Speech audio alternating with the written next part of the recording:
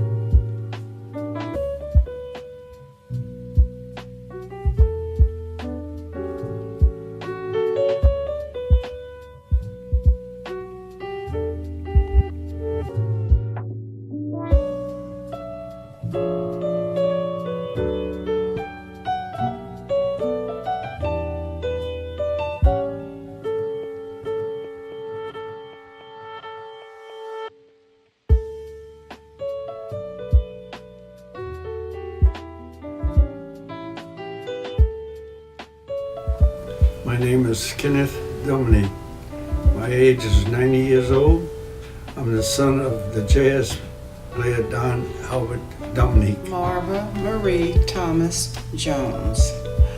I was raised in San Antonio. I went to San Antonio Independent School District. I've accomplished quite a bit through my dad because he was interested in opening a nightclub here.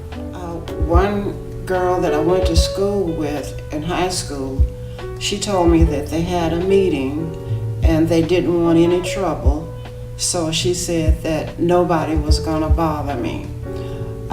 No one bothered me physically, but mentally they were mean.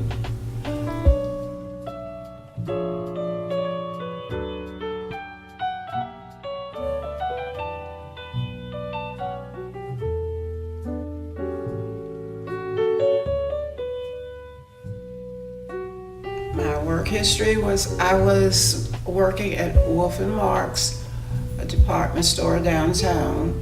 I was on the elevator making $1 per hour. One day when I got off, I was walking downtown on Houston Street and I decided to go to Southwestern Bell to get me a job. And I just said to myself, I think I'll work for the telephone company, so I think I'll go. So I walked to the telephone company. It was on 105 Auditorium Circle. I was interviewed. I could tell the man wanted to hire me.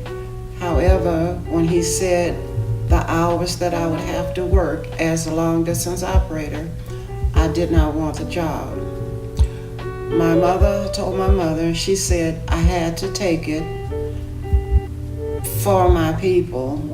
Well, at the time, I was not in love with my people because my people had already said a whole bunch of things about me and my husband, Tommy Young from Cape.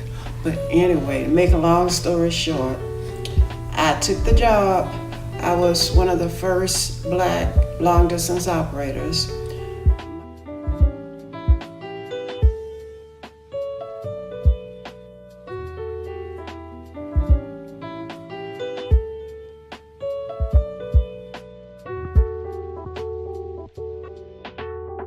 Building that he decided to open, it was a movie originally.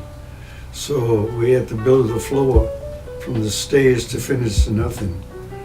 And they had to have the tables made and chairs ordered. And that was like a family affair because we had the cousins involved in that too. I worked there, going to school, and I ended up working behind the bar at the age of youngster. Well, I shouldn't have been there, but I was.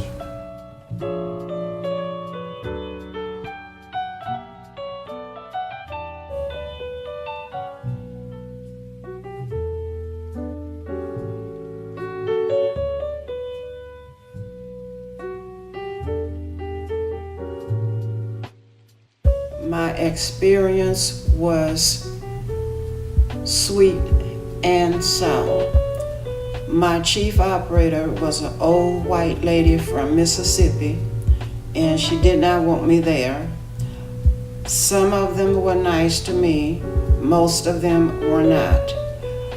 They felt like that I was inferior to them, but lo and behold, I felt like I was superior to them. I was working with women that didn't even finish high school, and I had to have college to be hired.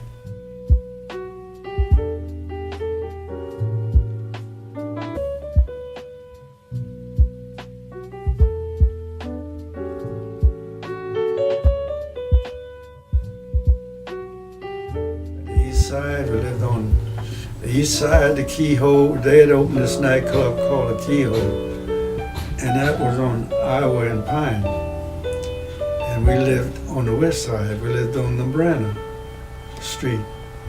And this club was known to be the first club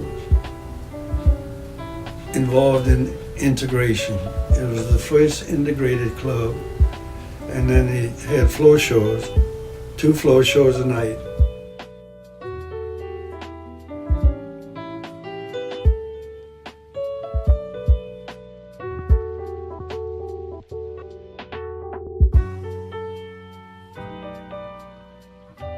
One point that I remember was I guess he was the director of personnel, came to my house. I lived on the east side. He came to my house to see how I lived, to see if I was good enough to be with white people.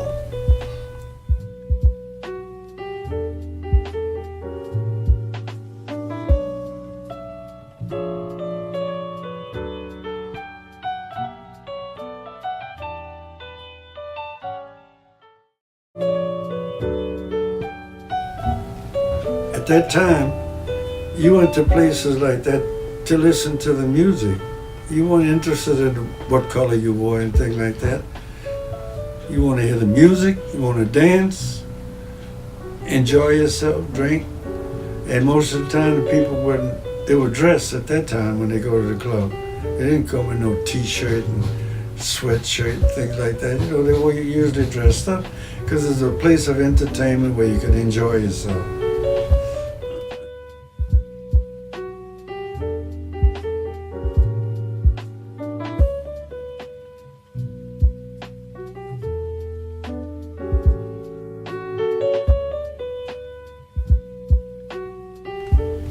Eastwood for me was very exciting, a lot of fun, a lot of people there. We danced, it was good music, and also they served food. It was